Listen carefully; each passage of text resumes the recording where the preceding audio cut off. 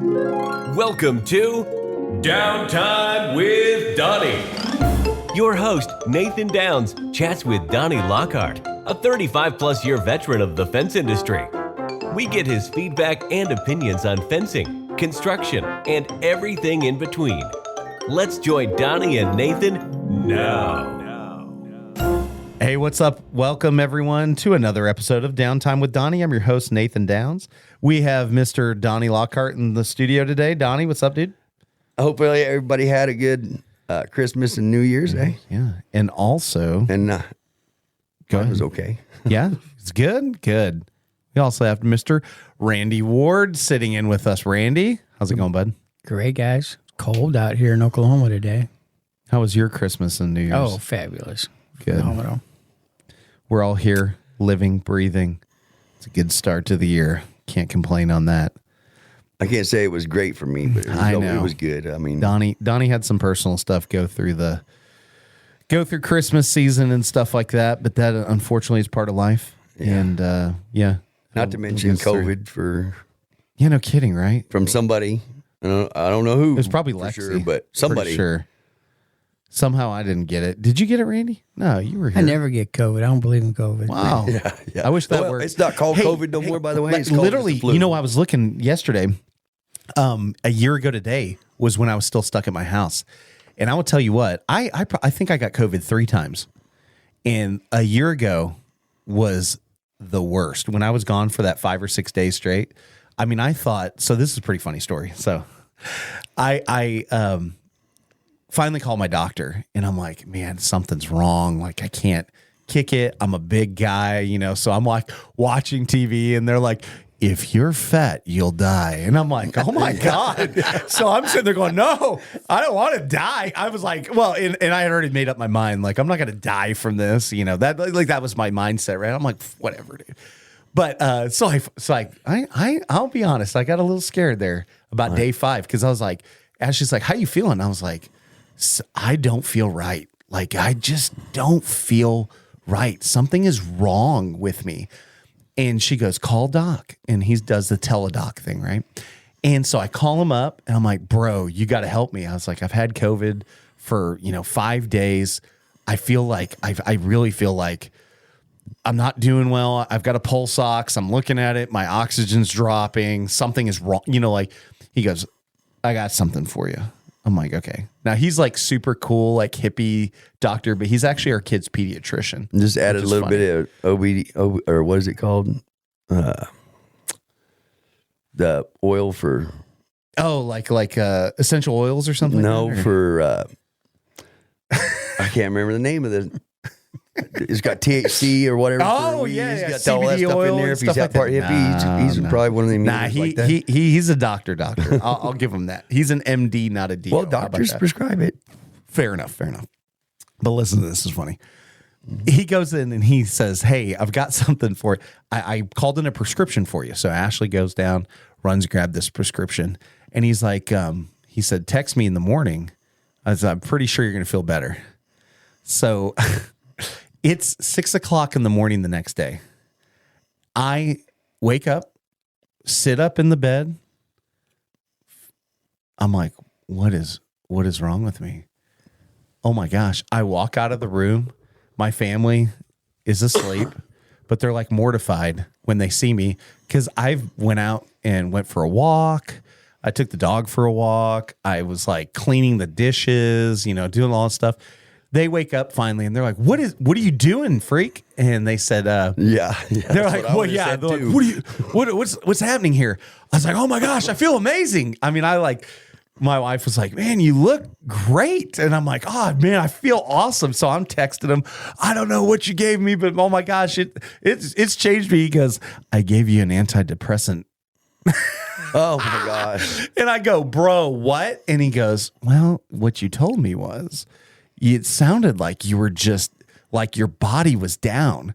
So this antidepressant I gave you, he's like, I knew you've never taken anything like this in your life.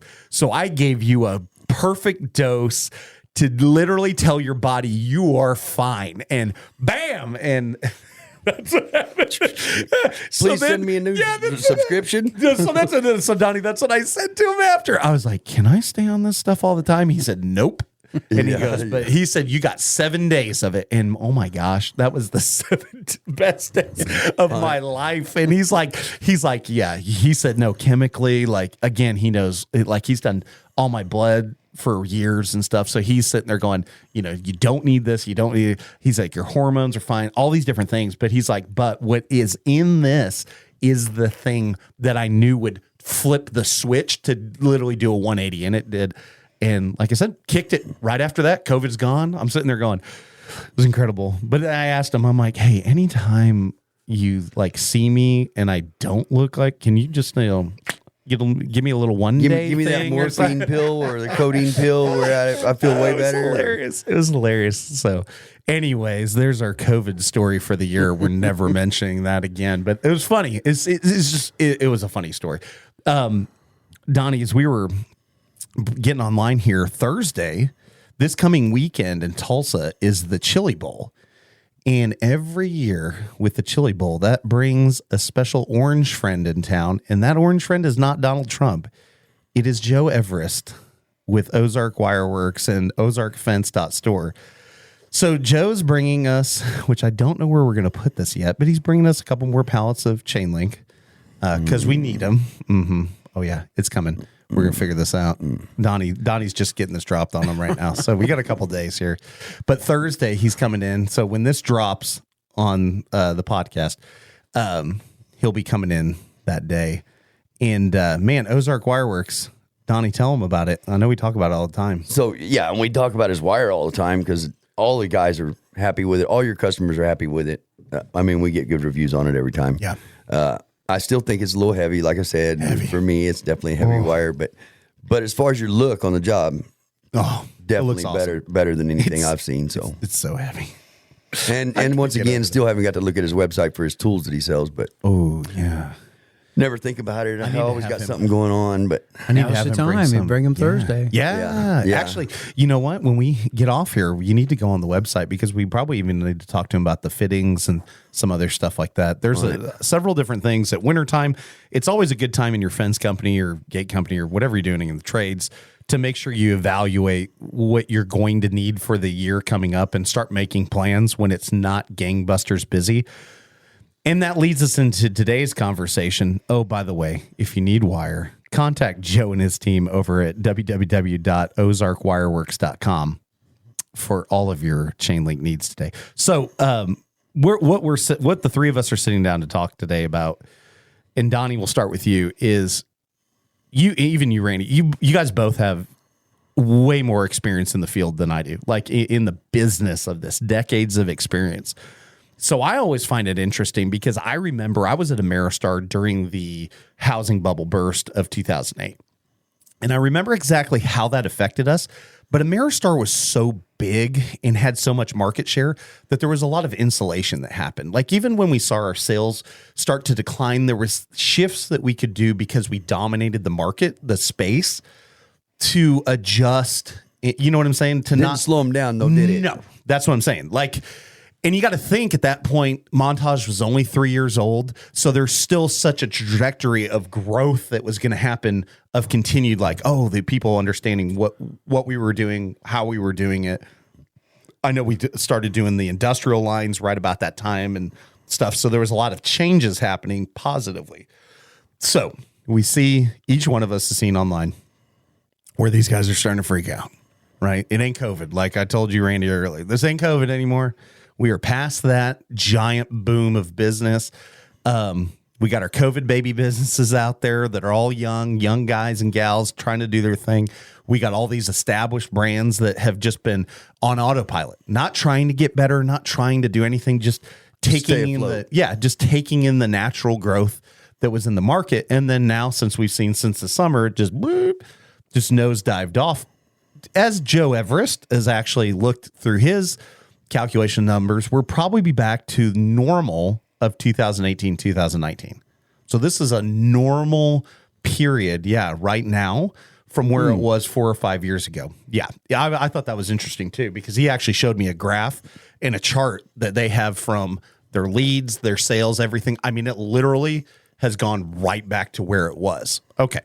So pretty interesting to know. Wasn't bad. I mean, wasn't bad time 4 or 5 years ago, right? It just wasn't booming nonstop where you're like, okay, I'm still 2 months out and it's the dead of winter. Like that's how it's been the last couple of years, right? So you both have worked at very large companies in different markets around the area here, even in California, Randy, for you and stuff. What over the years, let's start with, what have you seen that is something that works in when times like when the economy slows or the perception of the economy slows, people just aren't calling. I mean, you're always going to have, but it's not like all the extras that were there just sitting there where people are like, well, I kind of think I need to do the fence. Like those people are gone. So now we're back to, I have a dog, I have kids, a storm came, I need a fence, I have a new home, whatever that is, right? A new business, a growing, like there's some asset that needs to be protected. What do you think, Donnie? Like what have you experienced over those times when things have gotten slow? So for me, I mean, not that I haven't had times where they're slow. I don't think I've had very many of those times. I have experienced a few times where it's been slow and you might not have work, but the majority of the time for me, I can't remember where we're going to say the companies that I've worked for in the past, they've managed to keep either builders that keep them busy, which is the main thing. If you have builders there, you can have builders that to keep your guys busy. And this is the thing of it is you want to keep your guys busy regardless, because that's what's going to make your money whenever it does get busy again, right? Sure. So it was important for me because there's times where you could see the crews are quitting because if there's no work and you're not working that day or you're not working for 2 days and now you're not getting a 40-hour paycheck, this hurts. Right. So they go somewhere else and go to work. And then now you don't have a crew whenever it gets busy again. So it's important for you to either, whether it be dropping your prices to your, down a little bit during those slowdown periods. And for us, most of the time it's predicted, right? I mean, there's times in the year that we can predict. We know that State Fair, we know Christmas, we know these are all things where it's going to slow down. So it's important for you, if you have lots of crews, which we did, is to make sure your prices are low enough to where you're pulling more fences and keeping those crews there. It's important to keep the crews there if you have a lot of crews, 100%. I think, Donnie, it would be easy to hear you say that and to get confused where you can lower your price, to maintain, to stay afloat, right, so to speak. It's right? just to keep your crews going, so you're not losing money, you're not losing crews. Well, and I think that's the problem. How often have we seen, even especially in our market, but really everywhere, where these guys don't know their costs, right? So they really don't know how much anything costs. And just like I saw on Facebook a couple weeks ago, one of the younger new companies in the market is advertising 40% off fence prices. And we've talked about that amongst ourselves. Yeah, he says 40% off. And he's like, yeah, don't go to the other guys, the old guys, or the guys trying to gouge you. Or I'm like, 40%. 40%. That's good Lord. Like, what? So this cat is so desperate. This is the way I look at it, right? As a business owner competing with them, which we're not competing with them because we don't compete against people that give away the house. But like, he's so desperate for work that he has to cut it down to where he thinks, like, either he was going to debt. Well, either he was gouging people before, like just making a killing. Right. Maybe. Or he is losing his butt now and he doesn't even know it. Or he's not telling the truth. Yeah. Or he's not giving. He's not really 40%. Giving 40% off. It's just an advertisement. I can't see how that can happen and still keep. I mean, you might keep your crews, but you're paying out of your pocket. Listen, if you're one of those people doing that right now, stop that crap. Man, that kind of pisses me off. I didn't even think about that. I like to think that he just either doesn't know or he doesn't care. But I mean, like, I see what you're saying, Randy. I never even thought as a business person. I'm like, God dang. But why would you do that? Because like me as a consumer, I instantly go, what the hell is your problem? Like, you can't do that. Yeah, like you it doesn't even make sense. A wage doing that. Right. And especially in a business like ours where it's so material heavy. Like, it's not the labor. Like, that's what you guys don't get. Like, if you really understood the numbers, you'll understand that it's the material. And then what type of fence are we putting in? Right. If I'm putting in an iron fence, it's the most material heavy, or a fence track or some high-end thing. The materials are so much of the cost. But you guys are selling them wrong because you don't know that that's what it is, right? Like, a wood see, fence that is what would it may is. be another thing. It might be only 40% on certain things too, though. No, this cat said 40% off all fences. There's no way you So can he do has that to on take fence it track. off his labor if he's really doing that, It's the only thing I could think. because he's probably not paying he's probably paying more than you are.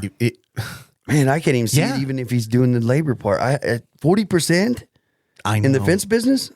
I know it doesn't make sense. You can't be making money if I'm like, what you're are you paying the what guys you, out of your are pocket. Yeah, are You're you not working paying- for free you're now? not paying for gas, that's for sure. Right. No. That's what I'm mean- saying. But if you don't understand your costs, you get into the situation where you panic, and then you're like, well, this sounds good. You know, I was selling it for, I'll throw a number out there. I was selling it for $50 a foot. This fence.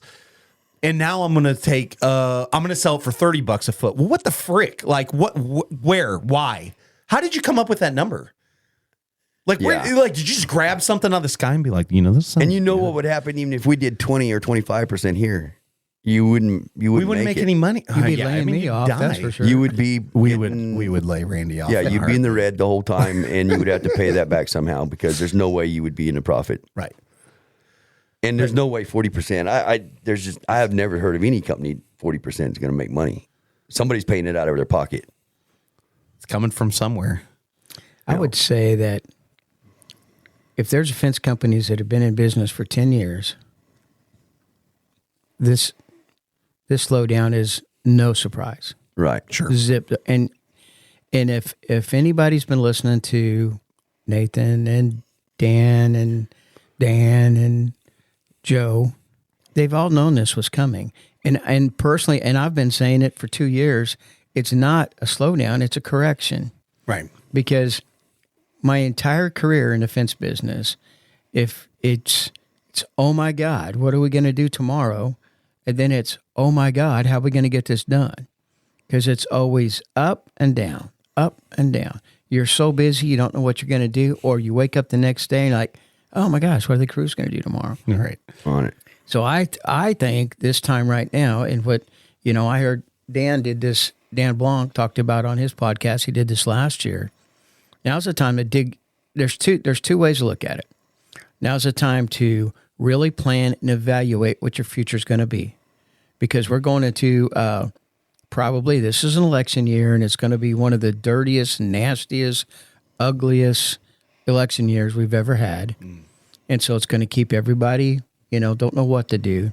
But Dave Ramsey, he always talks about the politicians and the media and all that. They shouldn't affect your business.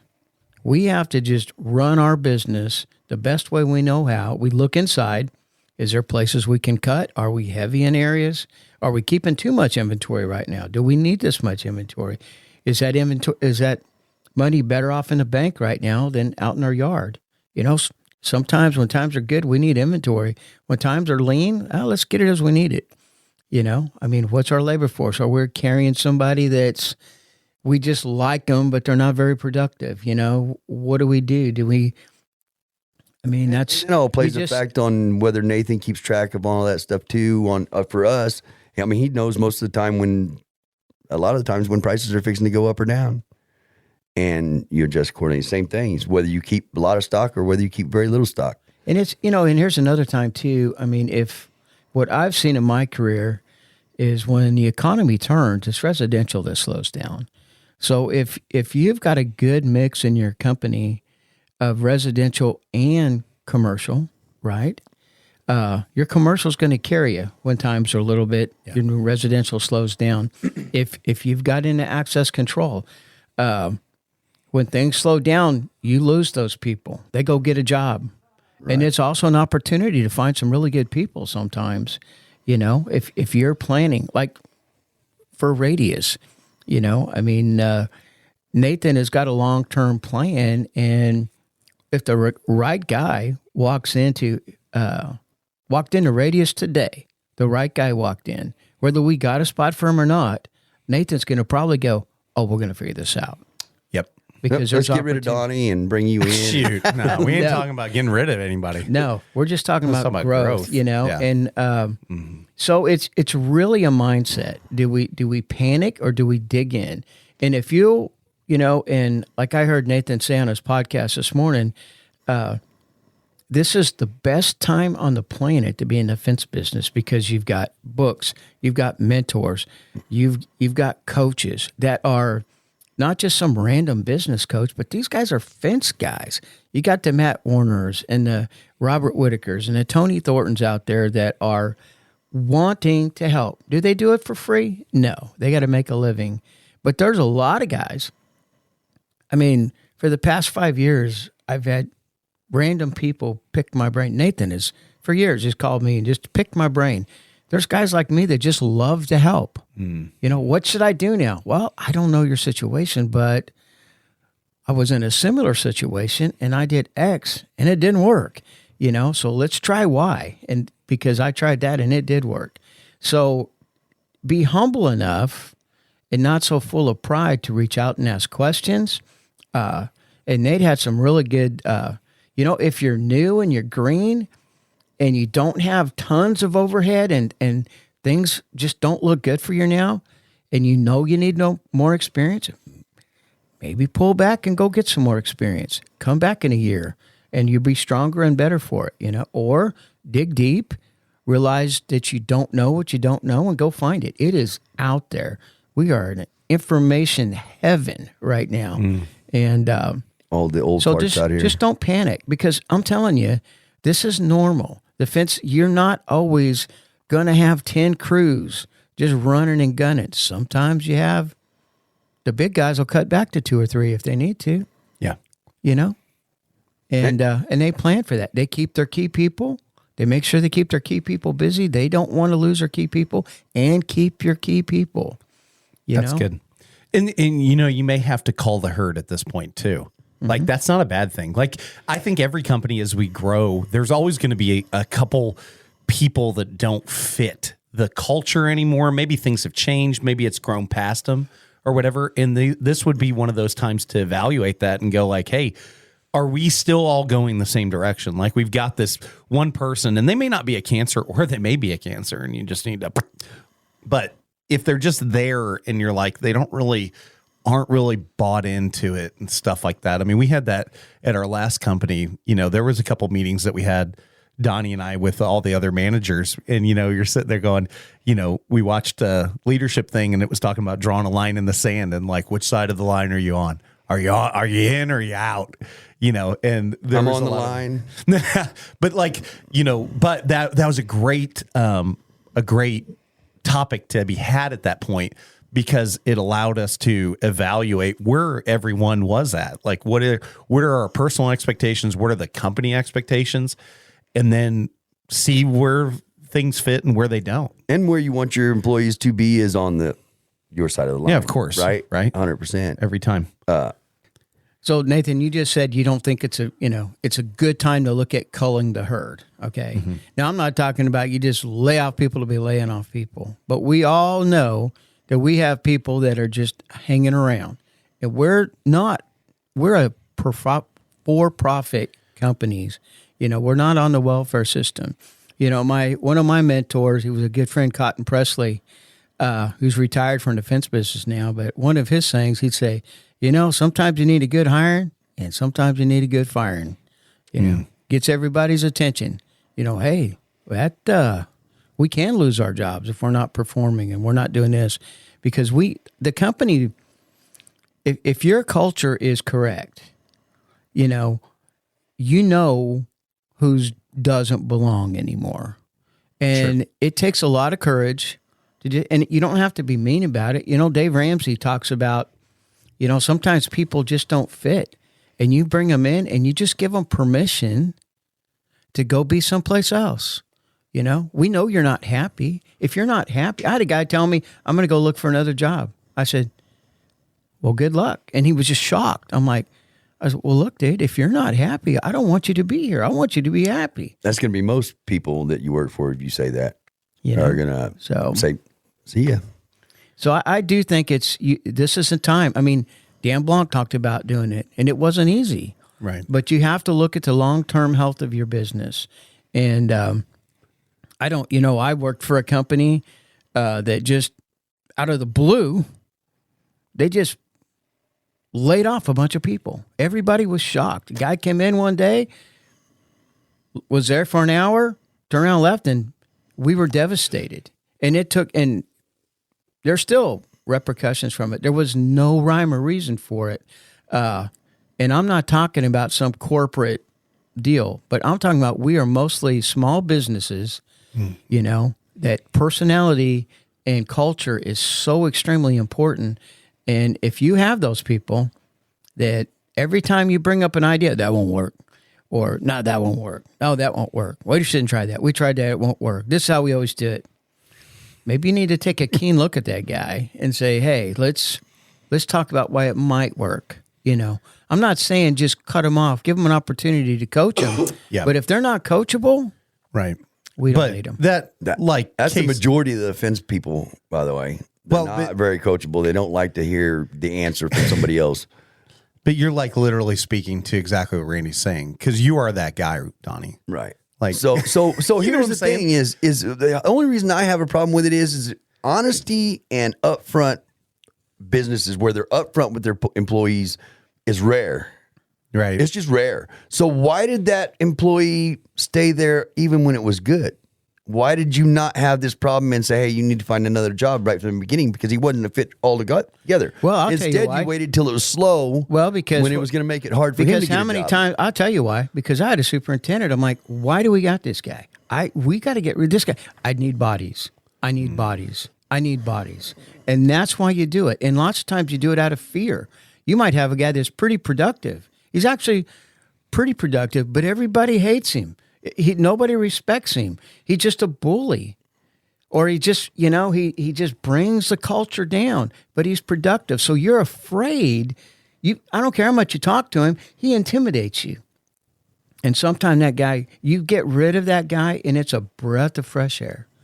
And so you're right, Donnie. You have to be honest and keep these conversations going, But that's a lot of the reason why people leave them on, because they're afraid to make a change. Yeah. And change is scary. I just have experienced in the past. I've had some experiences where, why didn't you say something to give me the opportunity to show you that I could be different? And you didn't. Well, you didn't have this conversation. Now you're firing me in the slowest time of the year where I can't even go get another job in the same field. And that right there is a lack of leadership. That is a lack of understanding that we have. That's a lot of companies. But it doesn't matter. But that's why we're having this conversation, because you have to be like, if you're a manager or a business owner, like you have to know what you want and then train and coach to that. Like that's, but let them know. Yeah, but that's why you can't do this. But what did I just say a second ago? I said, well, Donnie, that's you. Like literally, he's like Randy was describing you from the standpoint of, I have a way, my way is the right way, and I'm not changing. Well, that's okay. That's why everyone listens to your show, right? Because which I'm 100% about, though. But I don't know everything. I know, but that's what I'm saying. But what is the perception can be, is that's how it comes across. Is we're sitting here going, I know what I know. This is my truth, and I won't change. But that's where it comes like, so with me and you, that's where it comes back on me to go, no, like we talked about the attitude part of it. Right. You don't have a bad attitude. Like, I don't ever feel that. But there's like sometimes where we have a propensity to like skew it negative. And you always say, man, Nate always looks at it positive. Like I always spin it positive. That's because that's what I desire out of all of us here together. Like I don't want to come to work every day. So it's made me change. Yeah, absolutely. That's why I'm saying this, because your proof in the pudding is over the last 2 years almost, like how you've changed, but you had all these years where there wasn't someone just saying, hey man, let's not, you know what I'm saying? Like I have to talk to you a lot about it. but not in a bad way. Just like a way of like, hey, I want you to understand what I see. I want to understand what you see. And then what does that do for you and I? It makes it so much better because the end result every time is so much better than what I could have done by myself, what you could have done by yourself. Now that Randy's here, what he could have done, you start actually collaborating and doing it together, and it can bring everyone up. Right. And you're right. I didn't have any of that in the past. For me, as far as any kind of management, any kind of those things. And I bring a lot of my management from just over the years. Some of it's military where, you know, I was always one of those people that was put in charge way above my grade because I excel in everything that I take a part of. So it's important for me to be the best at it. So I did things when I was throughout the military deal that I should have never been in the positions that they put me in. But hey, they were short guys, and we know you know this. Right. So, you know, it was one of those things, and that's how it's been for most of the stuff I do, is I've always tried to go overboard, especially when I was younger and a lot stronger and a lot healthier. So going overboard was always a thing for me, but it never paid off. Ever did it ever pay off for me throughout the years to go over and above what's being asked of you. But that's the culture today in the workplace. Like that's what we lack as a society in businesses is the, you know, I listen to, I've known this guy for forever, but Clay Clark, he's got a podcast called Thrive Time Show. If you guys haven't heard of that, you need to check it out. Clay's great. His company DJ'd my wedding in 2005. And he grew one of the biggest DJ companies in the country, sold it off. Now he's a business coach. We went over there when I first started talking about starting Radius. He was the first person that I approached personally.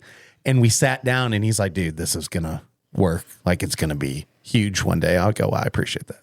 You know, but like he talks about that concept of like, you know, how do we put drivers in place and how do we help our people become better versions of themselves? You know, right. And that's and you obviously you always had that ability to lead. And you have that personality for that too. It's the same way for me. Like people, even though some people don't like it, but that doesn't matter. Like it's the same way with me. There's a ton of people that are even listening to this that don't even like what I have to say or don't like the way I say. I don't give a crap. And it's part of the reason why I do like you. But see what I'm saying? That's the glory of American business, right? Randy, like the fact of you can be yourself, you can be authentically you. And in today's environment, that means something. Where in the past, and I think it has to do with social media, I think it has to do with all these things. You can't hide. You can't fake it like you could have 20 years ago. Right. When I was a kid in high school, I knew a lot of adults that faked their way into whatever they did as a profession. I don't feel like now that I'm 40 and I'm looking at the world today, I'm like, I don't think you could, like, I'm thinking of some of my friends' parents where I'm like, man, they were like a hack, super successful. But like I knew as a kid, you know what I'm saying? Like, like just by what they did and how they acted and things they did, I'm like, kind of feel like they're a hack, right? So I don't think I remember these things. And the only reason I remember these things and like try to like catalog that is because now that I'm at that point, I'm like, I don't want to be that person, right? I want to be better than that person. But at the same time, I think it's a different environment today. On it. I don't disagree with that too. It is a lot of differences from whenever I probably worked as a crew leader. My deal is I've seen the deal where you let crew leaders go when it's the hard times, and as for me, it's the reason I don't see it as a good option is because I've been in that situation before, and the thing of it is, whether they didn't let me go, I actually left, but same situation. Nobody's hiring, right. And my family's suffering now because I didn't stay at that job because we didn't get along or whatever it was, and this isn't a bad time to do that. Well, one of the things that happens too is when you sign the front of the paycheck instead of the back of the paycheck, you have a little different attitude. You know, and most people that have employees, right? They become, especially like here at Radius and other smaller companies, they're part of your family. And people agonize before they just let somebody go, right? Especially it's a deep, now if you're one of these people that just don't care, right? There's somebody in a big corporate world. I don't strive in big corporate world because as Nathan, if anybody that knows me, right, I'm a high I or what, what is your R? R. I mean, I have to be around people. I seriously care about people. Right. But I also don't believe in a system where if somebody's not pulling their weight or not making you money, you have to look hard at that. And to your point earlier, Donnie, as a leader, before it shouldn't be if somebody gets let go, it shouldn't be a surprise. Yeah. There should have been a conversation. And when that and I would be willing to guess if the culture at your companies where when things got slow, people got laid off, they were expecting it. It wasn't a shock. Well, it's getting cold, it's going to weather, I'm probably going to get laid off, But if it's somebody that's a real key player and that's happening, there should have been a conversation. I mean, I am a big Dave Ramsey fan. You guys know that, but his book Entree Leadership is amazing, and there's so many tools in that book to walk you through those type of conversations. Mm-hmm. And there's also, your business coaches out there, your Matt Warners and your, Robert Whitakers and Tony Thornton. You could pick up the phone and they would gladly help you with a script on that to have that conversation. So not all crews get laid off due to their performances though during the winter. See, some of these guys and crew leaders get laid off just because you're the last one in. That's true. But there should also be that conversation. Look, if they're a good, and here's the other side of that. If they're a good crew leader, now, and you guys are talking about subcontractors. No, I'm talking about employees. Okay, employees. Well, an employee has an opportunity to come back. Yes. And so that was kind of the thing. Well, when we went through a former company, they had, it was, to your point, it was winter of 2009, right? We're coming out of 2008, 2007. It's still, that company had some of the slowest, and they had a lot of dead weight that they had continued to carry because these people had been part of their family for a long time, But it came time that winter, and we had to make some hard choices, and nobody was fired. They were laid off. But when it came time for some of those people to come back, some of them were very disappointed that they couldn't come back. Sure. And that was, let me tell you, and I had some of those conversations, and it was heart-wrenching. And I just sit down and talk to him as a friend. And I mean, there was tears on both sides. Mm-hmm. I remember this one guy in particular. He was one of the nicest guys. And he'd had a lot of problems in his life, but nobody would work with him. I mean, I'd put him here. Can I put him here? No, he can't find his way around. Well, hey, I need some ideas. No, this guy. No, well, we'll find. Works hard, but he just don't fit nowhere. Well, you didn't work hard. No, man. He was just so a I nice can handle guy. the working hard and keeping them and having them to where, because they're hard workers. We've had this in the past. I think at previous company, he shows up every day. He works as hard as he can work for what he is. Doesn't get paid the same as everybody else because he's just not in that caliber yet. Because everybody else works hard too. They're just a little higher caliber in it. So it's important for that. There's places for those people, but there's times when it's lean times. You have to just be honest for the health of your company. Yeah. Because you still got to feed. If you're the owner, you don't have tons of money. We're a small business. You usually don't make much more than your people, right, or as much at times. Mine would be from the experience from the past. Like I've got a friend of mine named Ricky that's shifted around several times from companies, and this is the reason why I say he's a great builder, really fast at what he does, and easy to get along with. Real easy guy to get along with. I remember him going from company to company, and they'll let him go during the winter. Generally, he didn't go back to the company that he was laid off from. He found another company that was willing to. But it was only the reason why he got laid off is because he was the last one in the totem pole. But yet there was guys left there that have been there longer that aren't as good as him that stayed because they've been there longer. Those are not good things. Those are owners' choices, though. You can't control. Right. And it's that's kind of like what I was telling you about before. Whenever we were doing 350, 400 feet a day, and yet the other crew that was making $2 more an hour than me are doing 250 every day. right. And I'm going, well, I can't even make what they make, and yet I'm pumping out 200 extra feet of fence. It baffles me how just because they got 2 years on me, okay, well then you should have hired me in at more than that. Okay, I'm going to say something. Oh, do it. Did you ask? Yeah, Okay, well, Yeah, that's yeah, different. yeah. Because you received. And I got told- if you ask not, you receive not. I got right? told that you couldn't get paid. And one of the examples would be like his number one crew, the very first crew they had.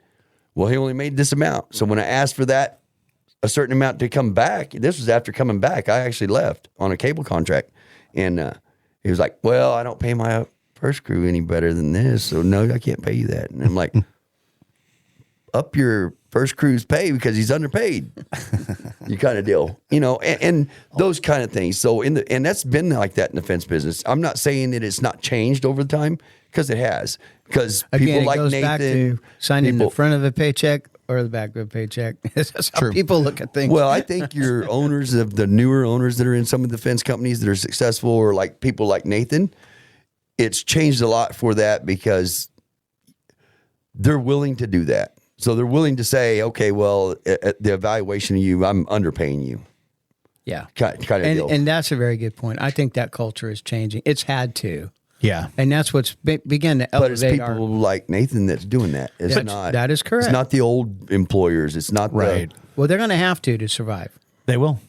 It's Some- it's hurting them. No, it's hurting them now. because we'll get their employees. Exactly. You know. Exactly. And that is exactly why we set it up the way we do, is because that's my hope and expectation. Sorry if you listen to this, guys in Tulsa, but all the good people end up here. You want- it's going to you want happen. people that wanna it's- do it. Yeah, right. That's what You I'm know, saying.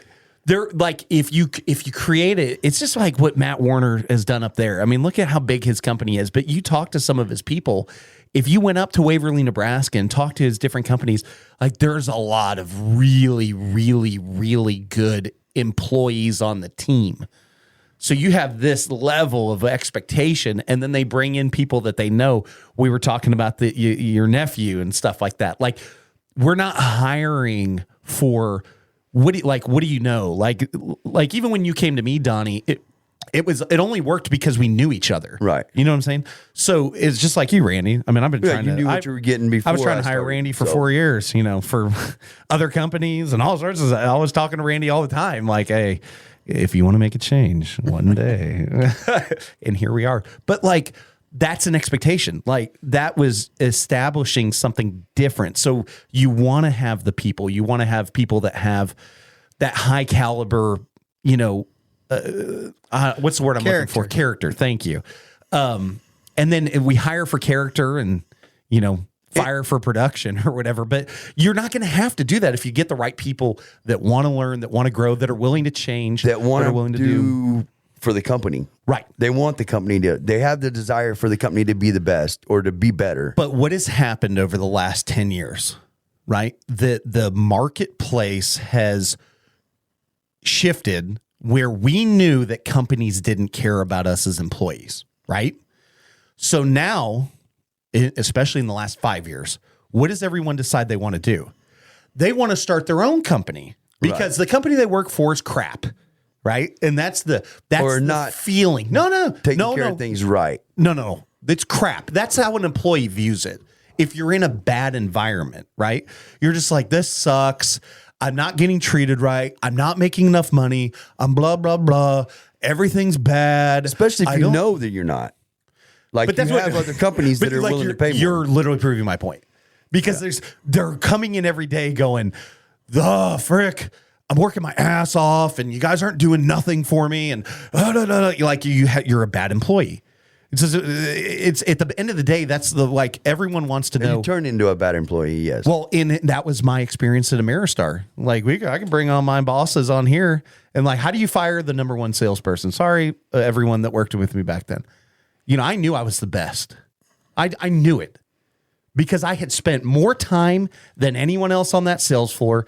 I had worked my ass off all the time to be be the best, to make sure that if someone had an opportunity for Ameristar, I was right there. The team was right there. We were in place, getting them pricing, getting them information, making sure that thing was as airtight as possible.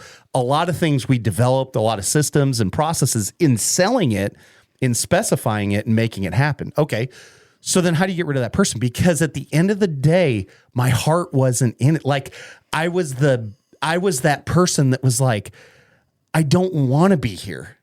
And that's what they knew. Like they knew I really didn't want to be there, but I really didn't have a choice because what else was I going to do? Well, so they helped me. They said, hey, Nathan, go ahead and figure out what you want to do with your life. You ain't going to be here anymore. And I'm like, whoa. And they said, you know what? This is going to suck for us too, but it's what it is. And it did. It sucked for everybody. But looking back, that's a godsend because I was never going to leave. Like I made too much money for what I did that I was just comfortable, but I was also comfortable with being not happy, if that makes sense. So I was comfortable in the pain almost, if that, I think that's the best way to put it. So for me, it's never been something like that. I've never had to experience that. For me, it is 100% for me is the attitude that everybody has. It can't be just me. So if I'm actually doing things and I'm for the company, everything I do is for the company, the benefit of the company, regardless of the pay. And I've been in a situation where I'm not getting paid what I feel I could make somewhere else. Matter of fact, I've been told by many people, why are you doing this? Why did you not open your own company then? So there's something to be said, whether I'm getting paid right or not, of still having the want to build the company to where, okay, well, I'm not making what I should be making or what I want right now, but hopefully by being a part of the company and building it up, that changes whenever you get with time. Yep. Right. And then I've had some of that. I've had a little bit of it, even though most companies don't do that. Most companies, you get to a certain point, and it's like, you're not worth anymore.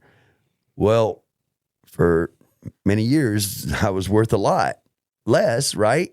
So why am I not worth more now? That kind of thing is a problem. Here, I'll interject one other thing on that too.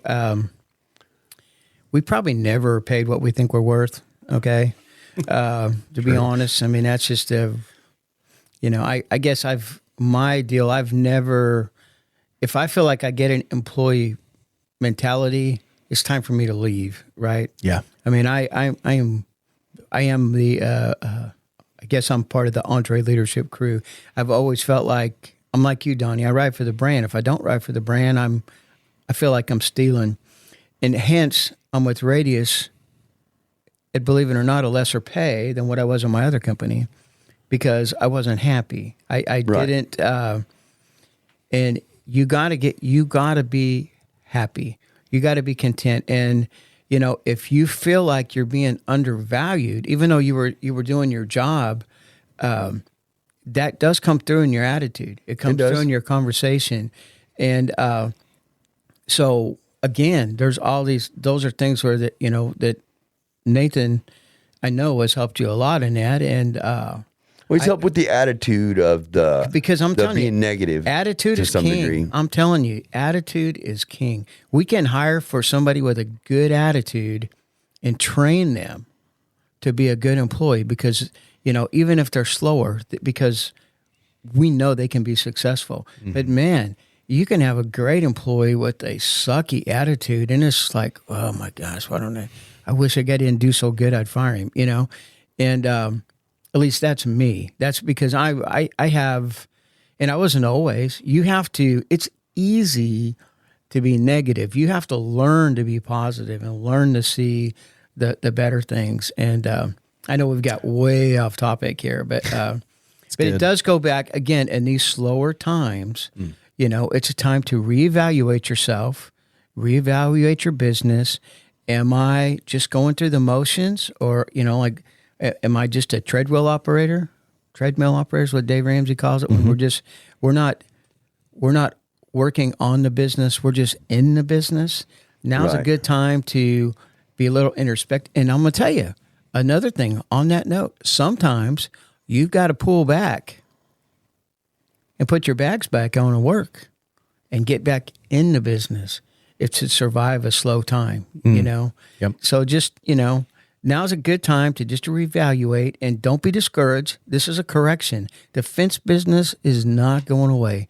If you're building a good fence, you're going to get busy. People are still going to call you. You know, if it's slow for a couple of weeks, hey man, go to Florida. You know, take that vacation you've been planning all week. Just calm down. You know, you tell your guys, hey, we ain't going to have work for a couple of weeks. If you can go find something, I don't want you to. I'm going to try and take care of you, but if you can get unemployment, whatever. But I'm telling you, I can't afford. None of us have a job in 3 months if we don't do anything different now. Right. And when things kick back up in March, we want to be ready to rock and roll.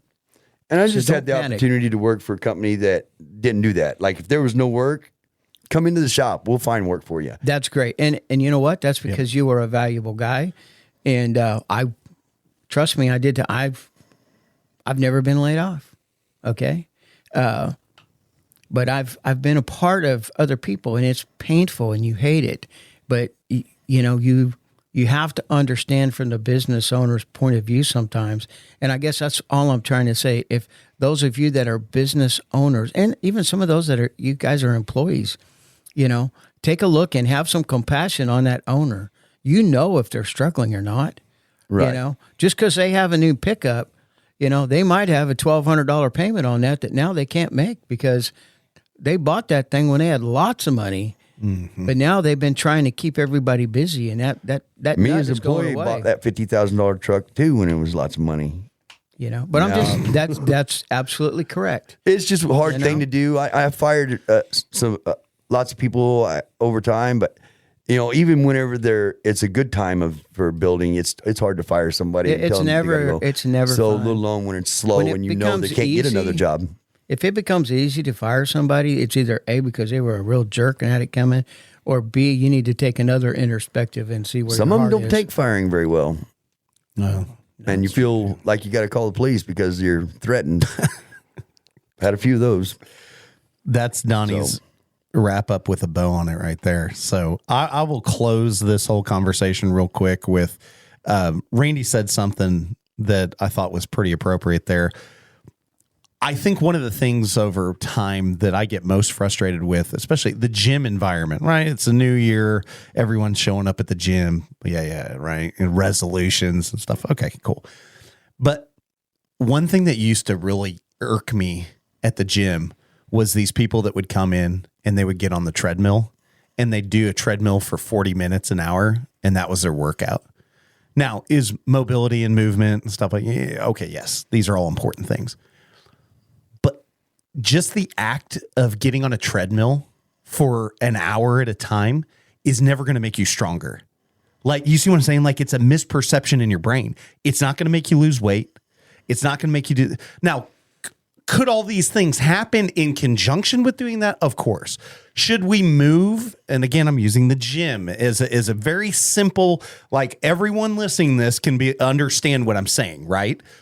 So like, what are you doing getting on a treadmill for hours at a time when if you just picked up a weight and did something or got a coach that showed you how to pick up a weight and do it correctly without hurting yourself, right? Or learn how to do it correctly. How much better off would you be? I can tell you for a fact, an exponential growth with half the amount of effort, right? Right. Because it's a lot of effort to get on a damn treadmill for an hour and commit to that, where I could show you and tell you, or you could go to my coach and in 30 minutes, by doing way less activity, higher effort for a shorter period of time, the results would be not even comparable.